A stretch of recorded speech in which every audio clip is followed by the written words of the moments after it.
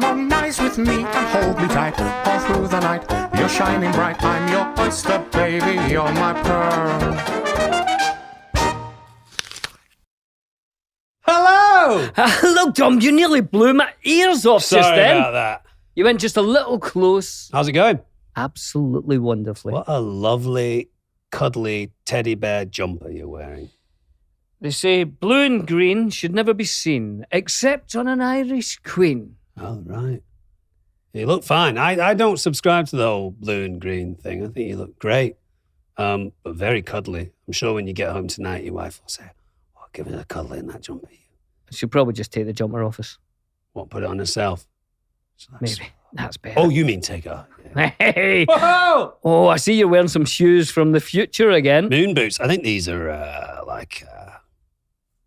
I think these are LeBron James. Those are boots. fantastic. Good, aren't they? Yeah, really nice. Well done, Dom. Nike, as they say in the States, or Nike, as they say in Britain. And I like my advertising to be not front row center Subtle. most of the time. Although I say subtle, this is obviously a Mickey Mouse Disney t-shirt, which I'm quite emblazoned. Well, shall we jump into a few voicemails? People have been sending us I would love so to hear. many voicemails. I'd like to hear some voices on the Friendship Onion wait, this week. before we do, I had a question for you, Bill. So hold on, everyone. I want to make some notes. Right. Now, just think about this, right? Because I'll write down your answer. I've approached you with a cherry. Hmm. You can take it to the bank that the cherry has been cleaned. It's clean as a whistle. Mm-hmm. It's an organic cherry. Mm-hmm. It's ripe. It's red. I give it to you. What do you do next? Think about it before you answer. Write this down. Billy Boyd, cherry, answer. First off, Yeah. I would thank you for the cherry. Thanks for the cherry. Yeah. I would look at the cherry. Look at it. Just look at it with both eyes. Both eyes. Look at the cherry. After thanking me For the cherry. For the cherry. Thanking me for the cherry. Yeah. And then I would smell the cherry. you'd smell the cherry. Olfactory area of answer. Smell the cherry. Then I would lock eyes with you. Look me directly in the eye. And without breaking that, Yeah. I would place a cherry in my mouth. Cherry in your mouth. Break off. I'd break off the stem. Break off the stem. Where's that stem going? Are you holding onto it while the cherry's still in your mouth? I think I'm putting Breast it in pocket? my breast pocket. Stem. I'll put that in parentheses, in brackets. Stem in breast pocket. Yeah, brilliant. I would suck all the flesh off of the My God. seed. You've got some strength in your tongue, haven't you? Suck the cherry. I'm gonna underline that because I think that's the meat of The meat of the answer. yeah, and the Suck meat of the cherry fruit, the flesh. until the would you call it the pith? Are you saying suck the skin off? No, I'd see that it's just the seed that's seed's left Yeah, with virtually no flesh on it. yeah. Where's that going? You're not gonna. Don't say you're gonna swallow it. Do not. No, I would never swallow God. it. I would breast pocket. Breast pocket backed with the stem. Mm-hmm. So the stem and the cherry, we'll call it the pit. Is it a cherry pit? We'll call it, yeah. Seed. Cherry seed in your breast pocket. Yeah. Fruit in your stomach. Yeah. Would that be right? By that time. Fruit in stomach. That's brilliant, Bills. No worries. Thanks for that. No problem. Thank you for the cherry. You're welcome. All right, well, let's go with some voicemails. Fantastic.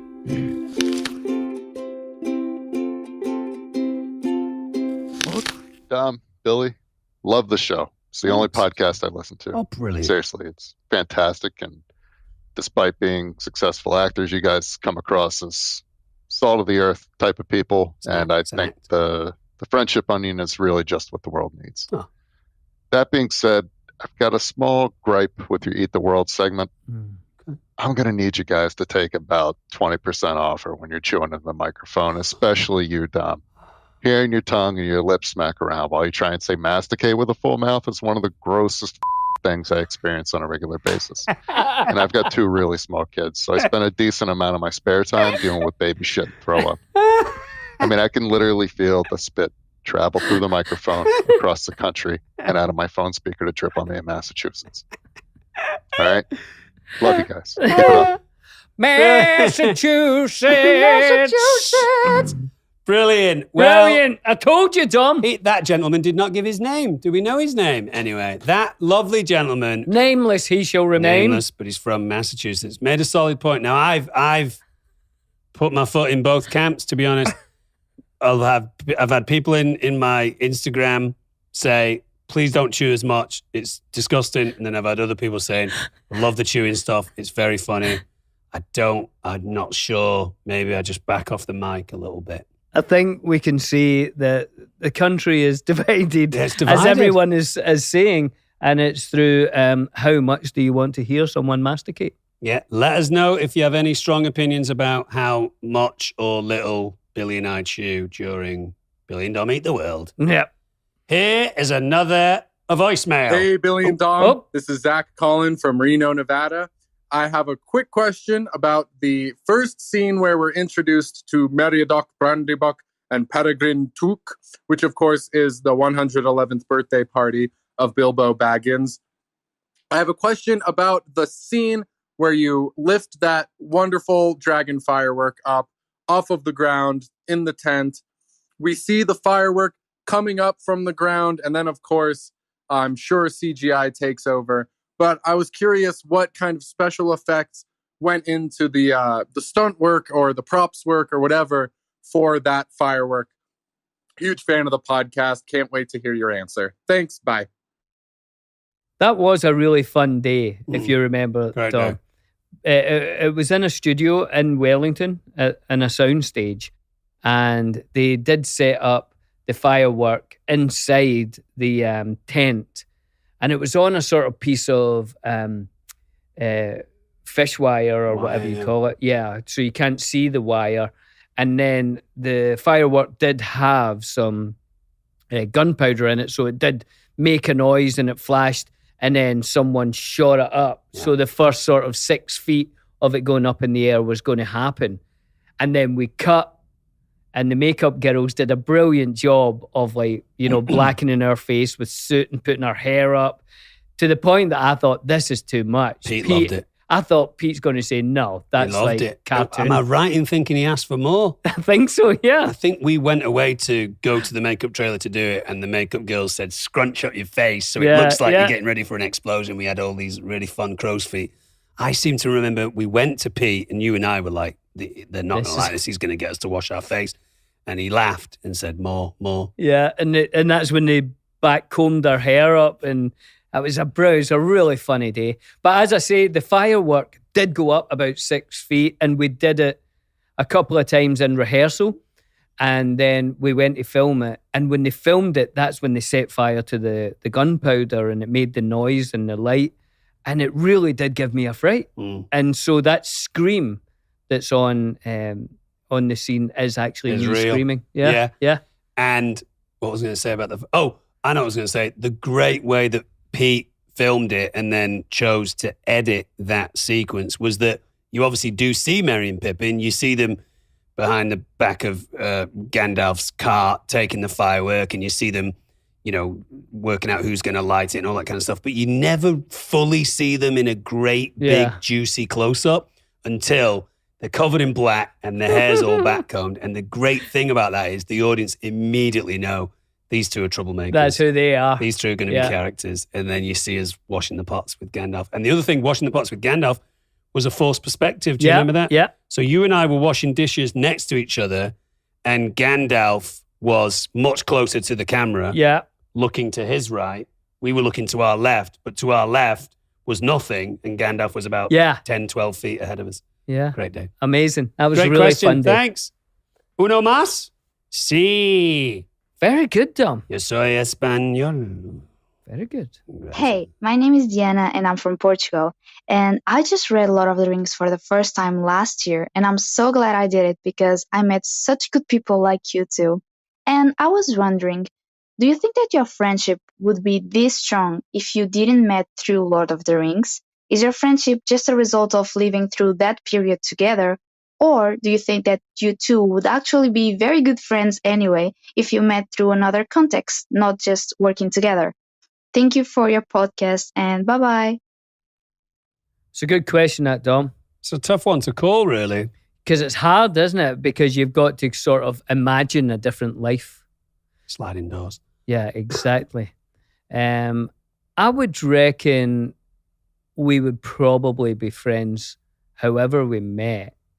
But just going through that length of time and the sort of real adventure that was sort of solidified that and put us in places and times that we might never have done. So now we have those shared memories that make it easier now. Yeah. Yeah. I mean, people ask us all the time, did you guys know each other before Lord of the Rings? And I think a lot of people are always quite surprised that we didn't, but we obviously met in New Zealand. I think, like you said, maybe if we'd have met in another adventurous, tumultuous time. Maybe we did a play that went on the road for 9 months and it was either a great success or it was really tough to do.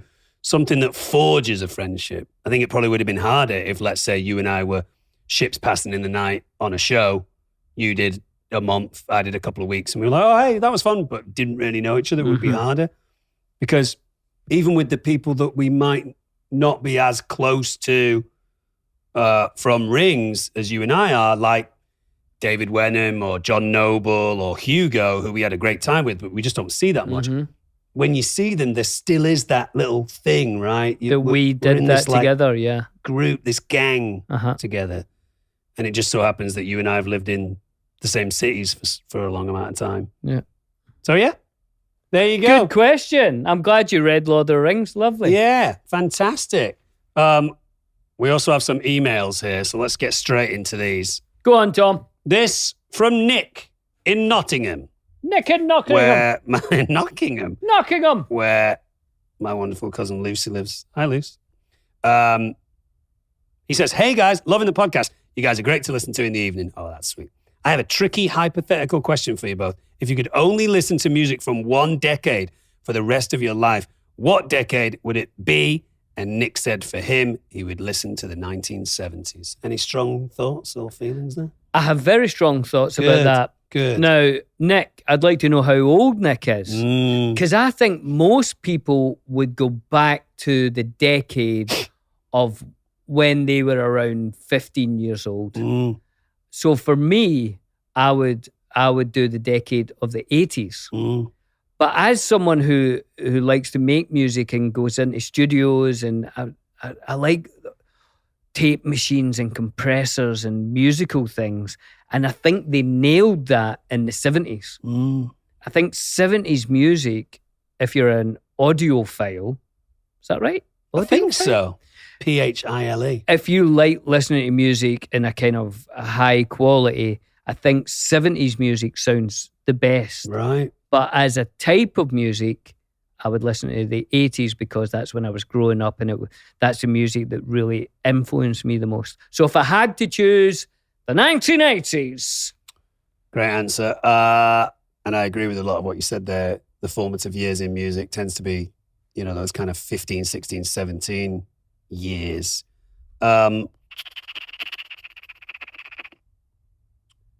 It's also like almost every era becomes cool again, right? There was a point where 80s music was like, oh, the 80s, that's so naff.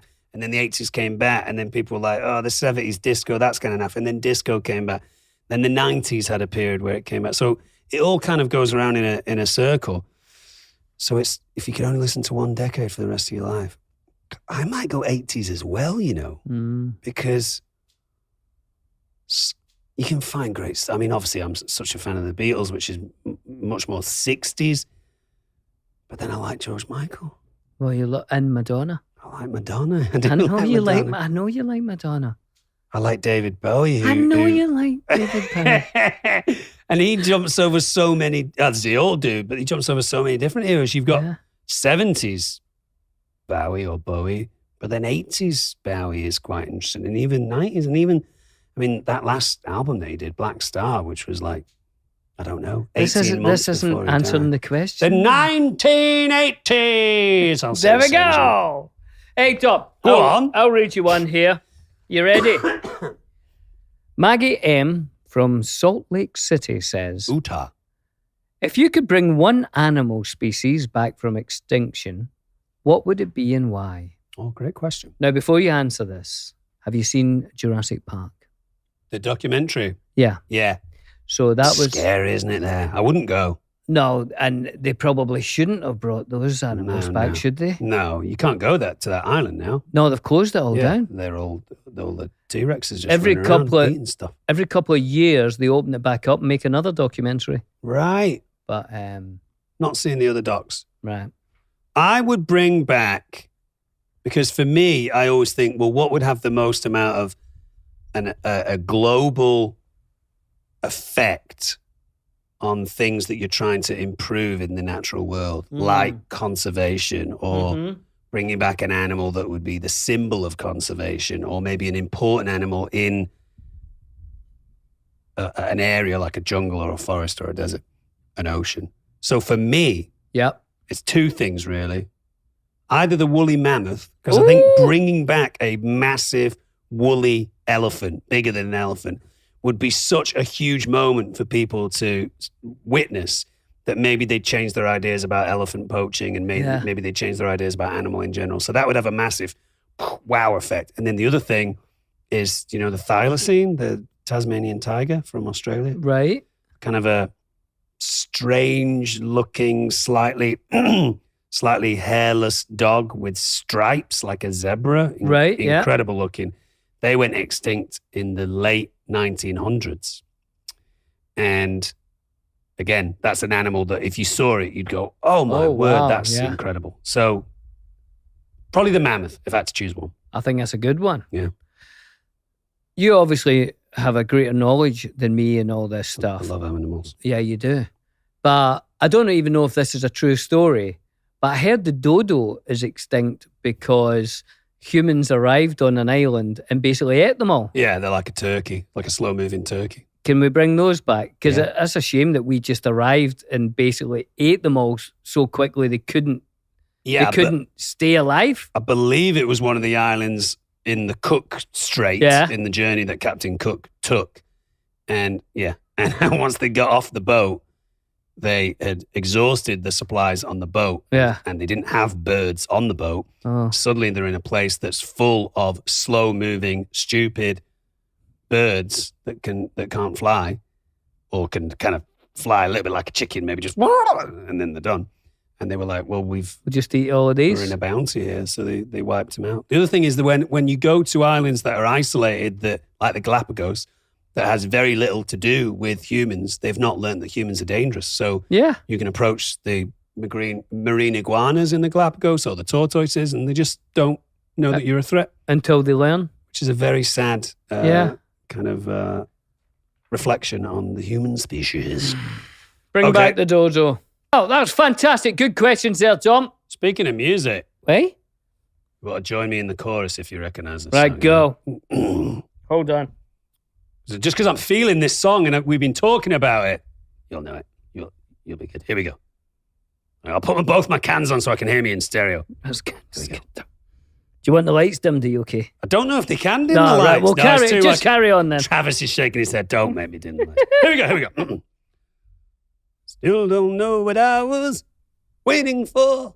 And my time was running wild in the dead-end streets. And every time I thought I'd got it made, it seemed the taste was not so sweet. Hang on. So I turned myself to face me. That's good. Turn yourself. But I never caught a glimpse. Nothing. How the others must see the faker. What? I'm much too fast to take that test. Changes. Whoa. And the face of pain. The changes. But then the bones and the mother go. Changes. A perfect rendition of Changes by David Bowie. Sorry if it was too loud, you guys. It took a long time to get to the chorus. David Bowie likes to build. He's a slow build. There's a great moment in Hunky Dory, arguably my favourite Bowie album. It's a song called Queen Bitch. Woo! At the end of the album. And Very it's cold, one of yeah. the greatest starts to a song ever, where it's just a cappella and he goes, do, ba, ba, da, da, da, down, da, dun, da, dun. So good. Well worth listening to. Here's a little studio thing on how he used to record when you said, sorry if that was too loud. Do you know what he would have? He'd have his vocal mic here, right? But then he'd have another vocal mic behind. And then when he was singing and it went to the loud bit, it'd pick up on that one. And the closer one would cut out. Closer one cut out. So he had this sort of mix of a further away mic and a closer mic. So he could sound like this. Or he could sound like that. I wonder if that's what happened with Changes. Changes! He went, and it was too loud, and he went over there. Yeah. Changes! Anyway, well, Bills, it's time for what we hope is going to be a regular feature of the show, Yes. which we're now calling Quirky Worky. We're calling it Quirky Worky. Let's explain to people at home what Quirky Worky is. Well, we want people who listen or watch the show to write in, and we could maybe discuss a strange job that they have, a career that might be out of the ordinary. Quirky Worky. Quirky Worky, a novel job. Weird work. Yeah, any of those type of things. Crazy careers. And with that in mind, we're bringing in Tim Price, who I believe is a Mancunian. Is that right, Tim? Almost. I'm from Sheffield, but Oh, I from do live Sheffield. in Manchester now. Right. Sheffield. Pulp, Jarvis Sheffield. Cocker country. Exactly. I Sean love Bean Pulp. territory Sean as well. Bean, yeah. Well, he's a Yorkshire man, isn't he? Is he also from Sheffield? Oh, that's Sheffield United. Oh, he's from yeah. Sheffield, yeah. Sheffield United.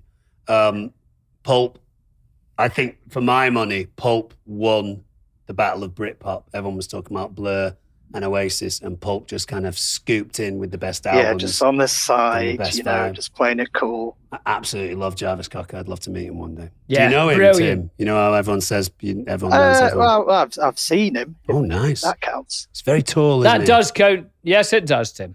He was on a stage, but you know. Oh, he's much taller then. Much taller I'll then. tell you what they did Oh yeah, real tall. when I went to see Pulp is the first song.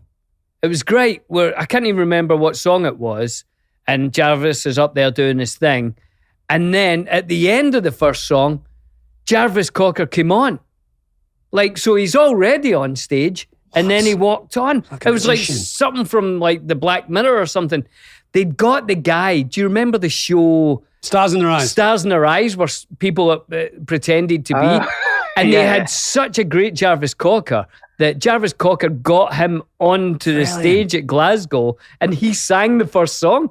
It was so weird because everybody's going crazy and then Jarvis Cocker walks on. Oh, that's brilliant. Yeah, it was great. What a thrill that must have been for the guy from Stars in Their Eyes. And for me, Oh, yeah, for you I too. enjoyed Billy. it. Yeah. All right, well, Tim, why don't you tell us what your quirky worky is? Well, I was listening to the podcast a few weeks ago where Dom, you mentioned which primary school you went to, Yeah, St. Winifred's. and it rang a bell immediately because it's just around the corner from my work. Oh, wow. So I thought I'd email in. What, so do you work Tell just you on guys. Disby Road? Yeah, just off it. Yeah. Right, nice. And can you just corroborate, because I still think Billy doesn't believe me, that St. Winifred's is quite a famous school, isn't it? Because that's the school where they sang, they had some hits in the charts. Oh yeah, just some top of the pops sort of stuff. Yeah, Didn't you? Yeah. Grandma, and then a Yeah. follow-up. I totally believe that's that You school. stop believing it. I just don't believe that you went there. I only went there for a year, the last year, because I But- moved from Germany, but I did go there. They were very talented. Grandma, We love you, Grandma, we do. you constantly Yeah, Billy, you need to be about 2 octaves higher. Oh yeah, I went about. I was being I was being one of the teachers there. It was helping. Yeah, nuns. We were taught by nuns. Were you taught by nuns when you were younger? No, never met a nun. Really? Don't think so. I know a few girls that I went to school with who are nuns now. Really? And I know a nun who went on the run. Really, like the Yeah, movie? She was a criminal nun. Ask me No, how no, many no. nuns I've met. How many nuns have you met? None. The nuns that taught me, Yeah. I would think they've probably passed over now. Well, it was a while back, wasn't Sister it? Margarita and Sister Aquinas. Well, I'll just say this and then we'll leave it at that. Right. I don't think they went up. Oh, dear. I think the two of them went Well, down. we'll leave it at that, We'll just John. leave Oh, it. We'll God. draw a Oh, line under that, Tim. Oh no. Anyway, we digress, Tim. What do you Yeah, do? sorry, yes. What do you do? What yeah. is your crazy career? Your wacky I- work? My wacky worky is I make lasers for a living. Jesus. Laser beams? Laser beams. To do what? What are you doing? I've with got a them? lot of questions Go for on, that. go on. But I mean, your first one, for what? For what are the what? lasers used for? So we send them out to sort of a lot of universities. I don't know what they use them for, but the big one we use them for is for DNA sequencing. That's sort of our biggest seller. We the lasers I make go into systems that do some DNA sequencing. That's the biggest seller. That's brilliant for The DNA. biggest seller. Yeah. Have you ever sold any to Pink Floyd? Is that a different kind of laser? Back in the day, the company actually started as sort of like the disco lasers Yeah, sort of thing yeah. before moving into the scientific stuff. So yeah, So maybe you did. back in the day. That's brilliant. But wait a minute now. How do you even go about making? Let's talk what a laser is first off. Yeah. It's an acronym, right? Laser, is it? Light Yeah, it and is, light and Sago and Ribena. Are you sure? No. Yeah, close. Light amplification by the stimulated emission of radiation I was is what close. laser stands for. That you were very close. So a laser is light, but why Yeah. is it different from like a 30-watt bulb? Good question. Thank you. Yeah. So what makes a laser different from light is sort of got three properties. It's only one color. If you look up like a light bulb in the ceiling, that's Yeah. giving off a load of different wavelengths, which is why you sort of see it as a white light. Yeah. A laser will only give off one color. Mm. Another thing is all coherent, as in if you imagine waves of light, Yeah. they all sort of match up with each other at the same time. So it's And the other one, right. Carry on. The other one is collimated, so it sort of goes in a straight line, basically. Right. All it's sort of all powered into a small area, all going into a straight line. So it's only one color because it's Yeah. only got one wavelength. Is that right? Yeah. So the wavelengths that emit such a small little section, it only sends out one color. And is it always the same color? Oh no, I do a few different colors. Me. What's your favourite colour of the ones that you do? Oh, I would say we do a lovely shade of blue, It's my favourite colour, blue.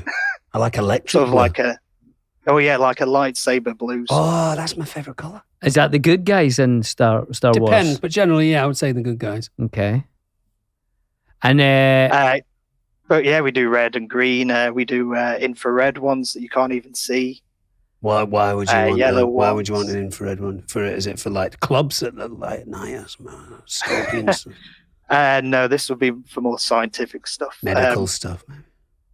can medical stuff. Yeah. can a laser burn through anything like in the movies? I can tell you, it can burn through the sleeve on your lab coat pretty quickly. Oh, will it? Will it just like really?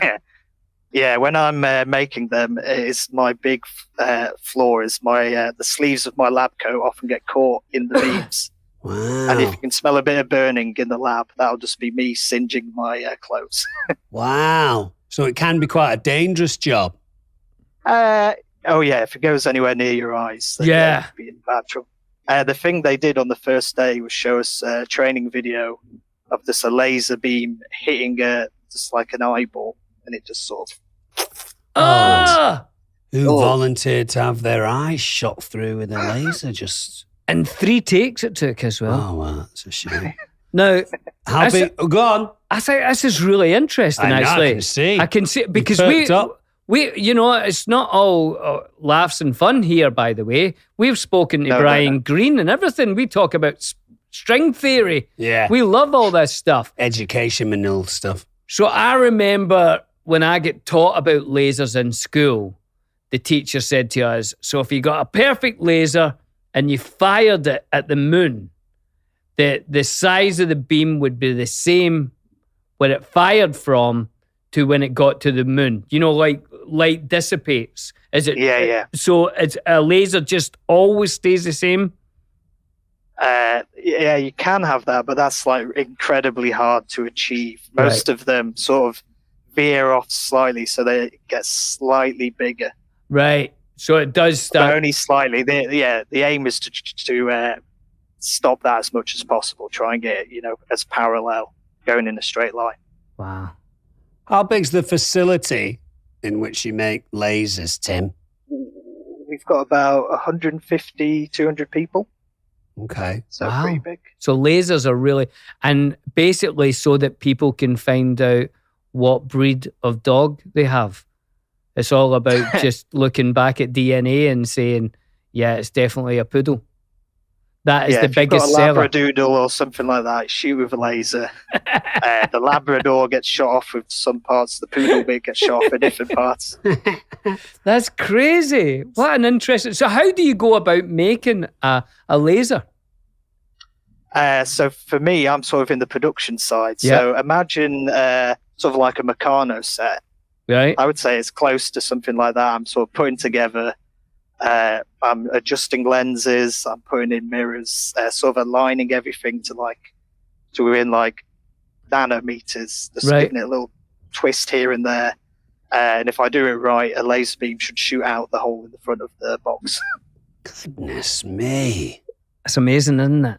And what's your favourite thing about your job, Tim? Well, you do get to play with lasers every day. So, I mean, if that's what you're into. I say play with lasers, you get to. Yeah, you definitely come to the right place, right? Were you always into lasers as a kid? Like, were you fascinated by lasers growing up? So yeah, I was big into physics as a kid, but I actually did maths at uni, and I got this job through a friend who was at this laser place, and he was like, "Do you want to have a go?" I was like, "Of course, I want to have a go." Wow! How long you been doing it now? Nearly 5 years I've been there now. Nice. Wait, so you studied what, like higher maths at university? Like you have a degree in mathematics? Yeah. So yeah, I've got a degree in maths. What's 13 plus 8? Sorry, what's that? What's 13 plus 8? 21. Well done. Hang on. Hold on. Billy, don't jump the gun. 13. Sorry, Tim. Hang on, Tim. Hang on a second. This could take him quite 13 some plus time. 8. 8 plus 3. 8, 9, 10, Say 11. any number. Say any number you want. Say any number. Right, just, Tim, don't rush me. Hang on. Did you say 21? Yeah. It's 20. It is. It's 21. He's obviously a math genius. Just to quickly touch upon where you live, since that is kind of, where I grew up from 11 till 18. Not to give you your full home address or anything like that, Tim, but No. do you live in and around Stockport, the Heatons type way? I did live in the Heatons, but now I've moved over to Chorlton. Oh, Chorlton. Okay, yeah, I have friends who live in Chorlton. I used to live in Heaton Moor. Did you have a favourite pub in the Heatons when you were there? Oh, yeah. So there was the Plough on the Moor. Love the Plough. There was near the Crown. The Elizabethan. Elizabethan, that's where I met Liam Gallagher. Well done. Yeah. Oh, yeah, there's a lot of stories about the Gallaghers in the Elizabethan. Yeah. I remember a very surreal moment, just as definitely maybe was like cresting that wave. Liam Gallagher was hanging out with quite a few people, including me and my mates, and they just brought out the B-sides kind of singles, and one of them was Rocking Chair. Do you remember Rocking Chair? Amazing Oasis song. Anyway, I said to him, we were just sat on a wall one night, and I was like, "Oh man, I love that song, Rocking Chair." And Liam went, "Oh yeah, how does that one go?" And I said, "Do you not remember?" And he went, "Well, we're making so many songs right now, I can't remember." And I was like, "Well, That's I'm not going to crazy. sing it for you. You actually sung it. I'm not going to give you the bad impression." And we laughed about that. But that was cool. So you're from Sheffield, but you like Manchester. You enjoy living there. Oh, yeah. Manchester. Not quite as good as Sheffield, but, it's bigger, more stuff going on. Yeah, that's good. And how have you done during this whole topsy-turvy, crazy pandemic time? So I found a new hobby, which is how I actually heard about this podcast in the first place.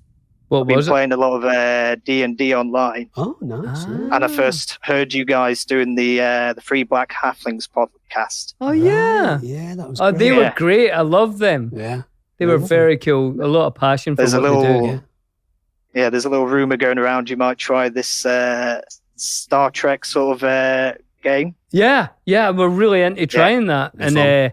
maybe we'll get someone on here. Yeah, we can to help work us it out. They could yeah. be the dungeon master, but I guess if it's Star Trek, they'd have to be like the captain or something. Well, I don't know how it would work because I've never played those games. Dom plays them, so he knows them. Yeah. But I know Yeah. the Star Trek universe. Oh yes, You're not the dungeon master, Tim. Are you just one of the people in it? Oh no, I'm the big guy. The Oh, dungeon nice. master, Good yeah. for you, man. That's Yeah. fun. That's fun. Oh, could you maybe run our Star Trek one then? Oh yeah. Well, I've never seen Star Trek, but apart from that, I'm sure I could give it a go. I mean, Okay, you we'll make try and find lasers. it. You're basically one of the crew members. Yeah, exactly. Yeah, You're like exactly. Scotty Yeah, yeah. straight away. Laser man. Yeah. Well, Tim, it's been fascinating talking to you. Thanks for telling us all about lasers. That was amazing. Yeah, it's a pleasure talking to you guys. Keep up the Yeah. good work, or keep up the light work. I guess. Yeah. Do you guys say that at work? Is there any like No, laser-based jokes? Oh yeah, but I think tomorrow morning I might try. Yeah, you put that in. Do the staff have any kind of? Is there any laser-based kind of in jokes? Not off the top of my head. Oh, you're all a bunch of boring bastards. Yeah, no, it's Well, very much I'm only joking, serious. Tim. Very serious. You can't be setting fire Yeah, in your yeah. lab coat. It's great chatting to you, Tim. Exactly. Thanks for getting in touch. And you're the first person to kick off this whole wacky work. Was it wacky work? Unless people write in and It's- give us a better name for this segment, it will be Wait, wacky it wasn't work. wacky work, was it, John? It was Jaunty quirky jobs? worky a minute ago. Quacky Quirky wo- worky. quirky worky. I said Quirky jaunty worky. jobs, which is quite good. Tim, it was great talking to you. Great talking to you guys as well. Yeah, thank you very much. For Thanks a lot, Tim. Look after yourself, Tim. Bye bye. See you, Cheers, mate. guys. Bye. Fantastic, Dom. Lasers. We've all learnt a thing or two about lasers I there. did actually. And now we'll remember for the rest of our life that the acronym for lasers is love and sugar. Love and sugar. Eh? Robert. Love and sugar. Robert? Robert? Yeah, we all love a laser. We found out if it was hot. I think that was the thing that I wanted to know the most. Is when it's made, is it hot? It is. And he said, it'll burn my coat. So that's good. And they're used, there's a lot of people making lasers in his place. Yeah. So there's a lot of people buying lasers. Yeah. DNA. That's what they mainly want Might it be for. something for us to think about as a side hustle. Make we could some do the lasers. podcast in the morning and then leave one of our cars here, carpool to a local factory. You make 100 lasers. I make 100 lasers. We head home for dinner. Fantastic. Let's think about it. at the No, very it's least. something to think about, though. Well, should we eat the world? Let's eat the world. Our favourite I moment love in the this show. bit. And I'm actually hungry again. I'm hungry as well. You're sitting there with an apple trying to make me envious. Yeah, sorry about that. Here he is. Here's Johnny Clues. Thanks, Johnny Clues. Hey, thank you. Yeah, coffee. What? Thank you for the coffee there, Johnny That's how Clues. you guys say it. Over in Coffee. Britain, we might say coffee. Yes, but not here. Coffee. Bring me a black coffee and put a bunch of fucking sugar in it, why don't you? You want a bagel? Hey. You got a bagel? Got any maple syrup? Why don't you throw that in the coffee cup? Throw it down the back of my throat.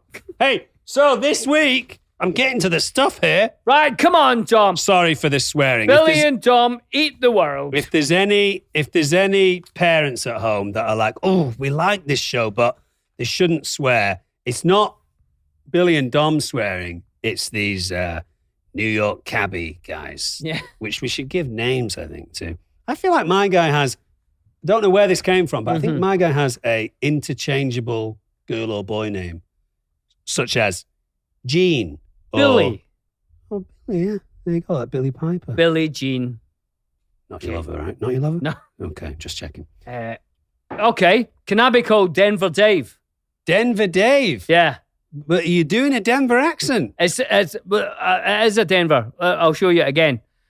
Hey, bring me a bagel there, you asshole. Hey, it's from Denver. See? things to do in Denver when you're dead? Just lie down for eternity and enjoy it. So, this week we're doing... Well, I've got to stop that voice now. This week we are doing a classic biscuit from the country of Australia, I believe. Ooh! The Tim Tam. Now, we had quite a lot of Tim Tams during our employment in New Zealand on The Lord of the Rings, didn't we? Do you want to take a Tim Tam or two? Tell you what, Tom, I will. And see, the very first fact that I've read here, it's actually... I've always thought this about a Tim Tam. I don't even know what you're going to say. Go on. Because I've always thought a Tim Tam's like a penguin biscuit. Did you like a penguin biscuit? Love penguins. Wait till you hear this. The Tim Tam was invented by an Australian man named Ian Norris. And whilst he was in Britain, he tried a penguin biscuit, which is a chocolate-covered biscuit with chocolate cream manufactured by United Biscuits. Right.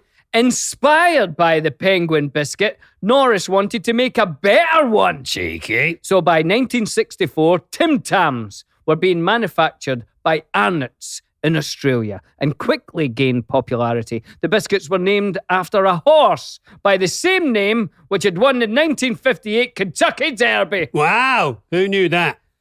A penguin biscuit, very popular when we were kids. Yeah. But the interesting thing about penguins is they had different coloured wrappers. Yes. But it never changed the flavour of the biscuit, did it? Biscuit was always the Always same. a chocolatey kind of thing. Blue, green, Red, yellow. red.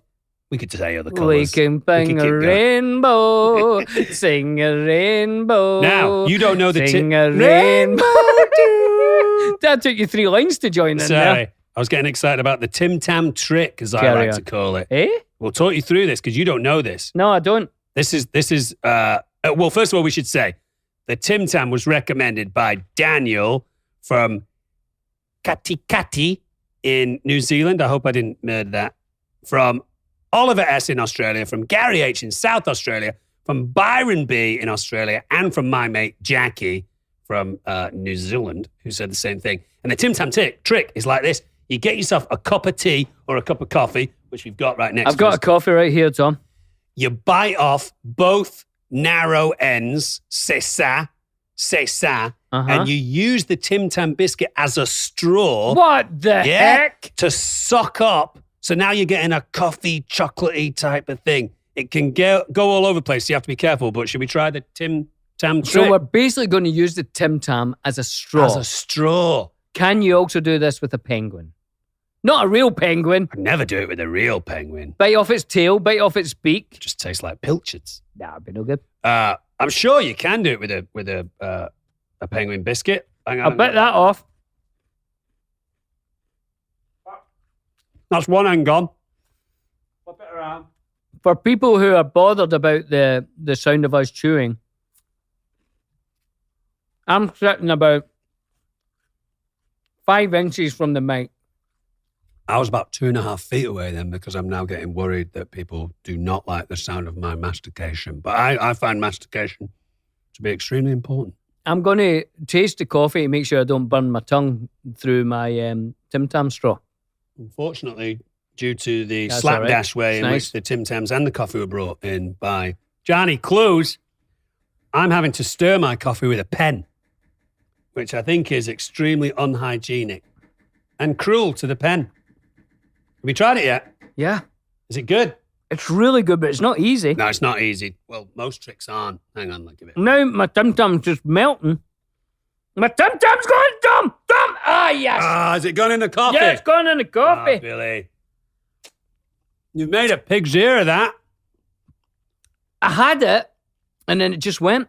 I would have done the same, but when you said it, I hiked my Tim Tam up. Where is it now? I've shoved it in my gob. The whole thing? The whole thing. You're crazy, man. It's gone.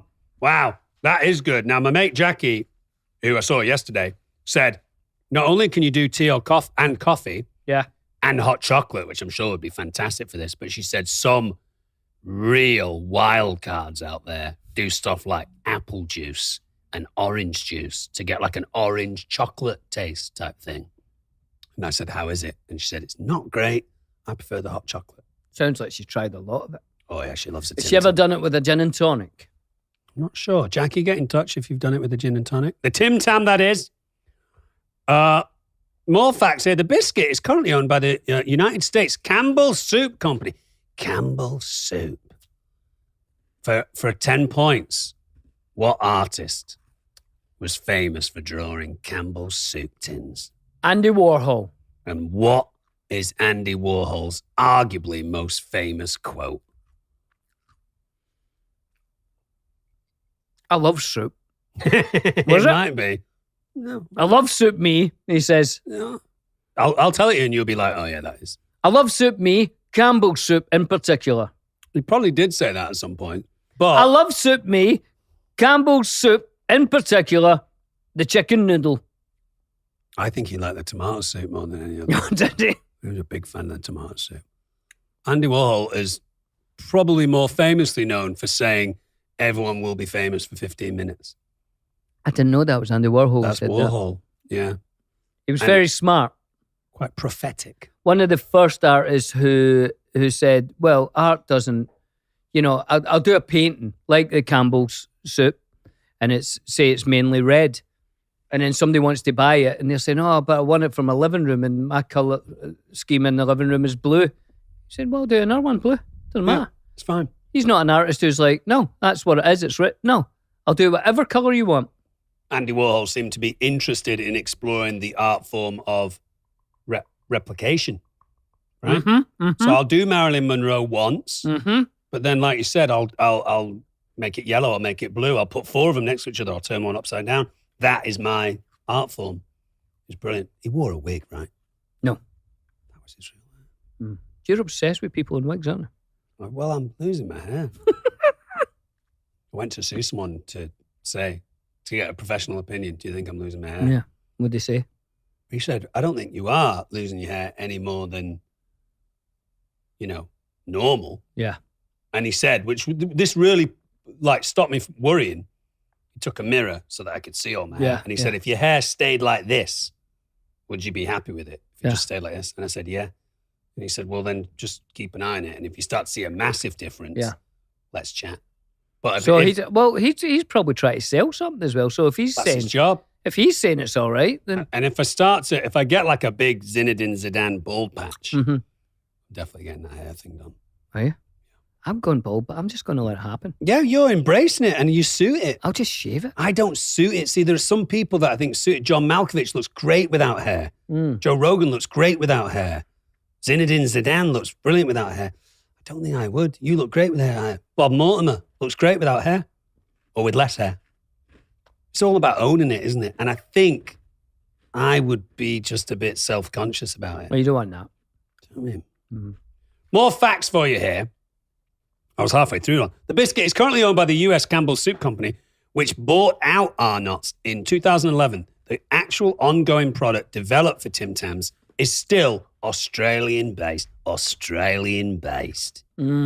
This biscuit See, in is recent years, Australian-based. in recent years, the appetite for new Tim Tam varieties has boomed, starting with variations like, wait till you hear this term, dark chocolate, mint, white chocolate. Arnott's has since gone on to be even more adventurous in its flavouring. It doesn't say what. Give me what you think would be an adventurous flavour for a Tim Tam. Orange chocolate. Yeah, I would love an orange chocolate one, actually. Orange chocolate would be great. Then it would be a mix between a penguin and a Viscount. Right. I'll tell you what else is good with chocolate is the fruit or the berry, which is also a fruit, raspberry. You could do a raspberry chocolate. What about coconut? Lovely. Would you like a coconut Tim Tam? I'd love that. But I'll tell you what, I'm going to open up a hornet's nest here. Oh, wait till you hear A this. nest of vipers. Go on, Tom. White chocolate? Some people White say- chocolate? Well, I mean, first of all, that is not chocolate. did it's you? not associated with the cocoa bean. Oh, right. There's no cocoa bean in it. You shouldn't really be able to call that chocolate. What is it? It's some sort of white paste sugar. Did you like a Milky Bar? When I you were like a kid, though? Milky Bar. Do you know the whole song from the ad? I'll start it if you can Right. finish. The Milky Bar kid is strong and tough. And only the best is good enough. The The milkiest creamiest milk, milk. the whitest bar. And Nestle's Milky Bar. The goodness that's in Milky Bars. there was a tiny little bit of milk in Milky Bars, which is the way that they sold it, but I don't think it's healthy. I did, to give them their credit, I did enjoy the advert for a Milky Bar. It's a tiny little cowboy in a town where like stuff is going on. Hey, like Chicago. Yeah, there's a lot of cahoots. People People are in cahoots. People are in cahoots with each other. Yeah. These guys in this saloon getting thrown out into the mud. Yeah. All fighting. Hey, pull out your 6-shooter. Right, I'm shooting you in the face. And then the Milky Bar kid shows up. Hey! Everyone's a grown up. He's like 6 or 7. Yeah, he's got little glasses, little round What are glasses. you doing over there? Stop messing around, you. Gotta put your guns away. And they go, oh, shit, it's the Milky Bar kid. Now, in real life, he would get battered, wouldn't he? Well, he'd get shot and put in a shallow grave, Tom. Yeah. A tiny little grave, the Milky Bar kid. But great adverts, but white chocolate, come on, there's no chance. I forgot my Tim Tam had went into my coffee there Oh. and it touched my top lip and I got a fright because I just watched Jaws the other day, as you know. So I Well, don't you know. thought there was a miniature shark in your coffee cup. Maybe. How does your mind work? Anyway, Campbell's Soup Company previously launched Tim Tams in the United States, but did not find initial success, Hey? probably because the biscuit market in the United States was flooded, because there's a lot of biscuits to choose from in the United States. What, like? Well, you've got your little Jiminy biscuits. Oh, lovely little Jiminy biscuits. Jiminy Biscuit! Little Jiminy biscuits. And then you got your What the hell? cotton cream candy cookie. Cat cream? Love a cotton cream candy cookie. And then there's there's a tiny little fucking flapjack. Like a fucking flapjack? Those things are fantastic. Sorry if anyone at home is offended by F-bombs. I am too. But it's not me doing it. It's Gene. I think my guy's called Gene. It's Gene. Gene and Denver Dave. Denver Dave. Anyway, the Campbell Soup Company did a new attempt to launch Tim Tams in 2016. Right. And it has been very successful and grabbed media attention, which is a very vague fact, to be honest. So Campbell Soup Company now appears to be taking advantage of its spreading fame, and it is confident that a potential placement in Walmart will take the brand nationwide. I don't know if we should be advertising Walmart on this show. Well, if Tim Tam gets in there, They're not paying I us. tell you what, Campbell's Soup will be over the moon. Oh, God. Oh, it's quite sweet, that belch, because it was a bit of Tim Tam. Do you want to give it some scores? Let's give it some Tim Tams. Isn't Tam a very popular name for an old man in Scotland? Yeah, most. If you don't know somebody, you could maybe call them Tam. And is Hello, that Tam. Tom? That's just Thomas. Right. Yeah, Right. like the biblical name Thomas, but it's Tam. Right. Strange, isn't it? Isn't it how things get taken? My late Uncle George, who has not been around for a long time, he went up. He was actually called John, but for some reason, Why George? I then? don't know. That doesn't never make really got sense. to the bottom of that. Do you If think? anyone knows out there why my Uncle George was called John, probably my dad or my mum. Oh, what was your aunt's name? Is she still around? Yeah, a few aunties are still around. Georgie's wife. No, George never married. We'll just leave that. Scores on the doors. What's the scores for the Tim Tam, Tom? Flavor, I like it. I actually like it. I don't remember it being that tasty. I enjoyed that. I had 2, and I would have a 3rd, but I'm watching my figure. You can watch it for me if you want. Oh, I am. I'm going to give that an 8.7. For flavour, that's very good Flavour. because I felt exactly the same as you, Tom. I don't remember them being that good. Yeah, quite rich. Yummy. And a nice chocolate doesn't feel like a lot of preservatives. There Fake. might be, I don't know. I'm sure there is. But I'm going to give that an 8.2. Lovely. Aesthetics of the packet itself or the biscuit. I like the way they're presented in a little drawer like that. Yeah, that's nice, isn't it? That's good. I like how the chocolate covers, but yet hints at what's within. Yeah, the middle section. It's a classic biscuit shape. Aesthetics all around. It's a 7. That's quite good. I would like the chocolate seems a little like it's powdered, or I'd like it slightly darker. Slightly darker. I hear you on that one. I'm going to say 6.8. I've seen nicer biscuits. What is the nicest looking biscuit you've ever seen? The nicest biscuit. Or My God. weirdest? You know a weird one? A walnut whip. Is that a biscuit? No. It's more of a confectionery. It's a isn't it? but that who thought of that? Strange. We'll make it like a whip shape and stick a walnut on it. Yeah, it's like a miniature circus tent. Something. It's like a volcano. Yeah, It's like Vesuvius itself. yeah. Vesuvius erupted onto the city of Pompeii. ding, ding, ding, ding, ding. That's the noise it made. Thank you. The nicest biscuit. I mean, it's hard to argue with a jammy dodger. Oh, that's a good biscuit. If you don't know what a jammy dodger is, for anyone not in the UK, spherical biscuit, Circle. vanilla coloured, slightly off-white colour, Yeah. with a jam circle right in the middle. And I think it's got a little bit of icing under the jam. Icing, then jam. I'm not sure. No? But Well, sometimes, you might be right, but I'm and not the sure. jam will come through a heart shape right at the very centre Right. of the aforementioned circle. Yeah. When I was a kid, I used to like to lick my index finger and stick it in the jam so the Mhm. jammy dodger would stick to my finger Yeah. so that I could kind of pretend to be like kind of like an ET with a biscuit on the end of my finger. I'd go over to my mates and be like, look, jammy dodger finger, jammy dodger finger. Kids are weird, aren't they? Yeah. What's your favourite aesthetic of a biscuit? You know what I used to love was a breakaway. That's an awful looking biscuit. No, because I tell you what I used to It's do. like a boring Kit Kat. Yeah, but you take the paper bit off and then you're left with foil, if you'll remember. I do. Rub the foil gently and the very shape of the top of the The biscuit.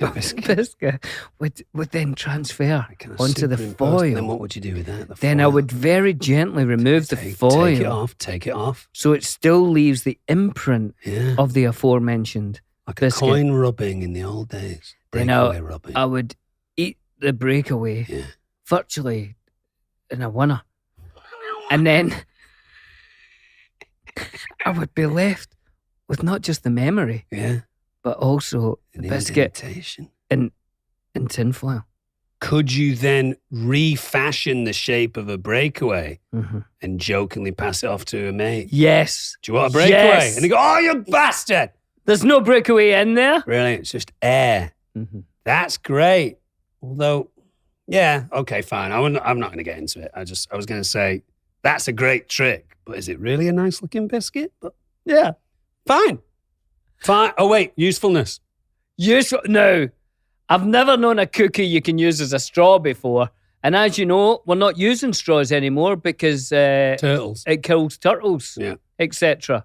So I think having another form of straw and one in chocolate form is a good idea. But as you saw, it's pretty much only a one straw. Yeah, I'll just go straight in there. I've still got half a Tim Tam. Because I'm thinking I've ate 2 Tim Tams, but I haven't Not, really there's because one of one them's in still there. in here. That's a treat. Do you know the difference between a turtle and a tortoise? Yep. Come A turtle lives in the water. A tortoise lives in your imagination. on. You're almost entirely right. Yeah. A turtle either lives or spends the the dominant part of their life in or around water. Predominant part? I don't care. I love it.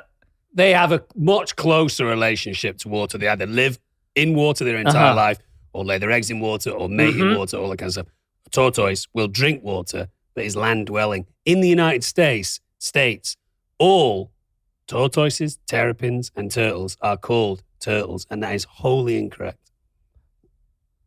Thank So, you. you know, like a Galapagos Yeah. tortoise Yeah. in the United States, they go, oh, look at the size of that turtle. That's not a turtle. But let's say, for instance, I was in the desert a few years ago and I saw a tortoise. Yeah.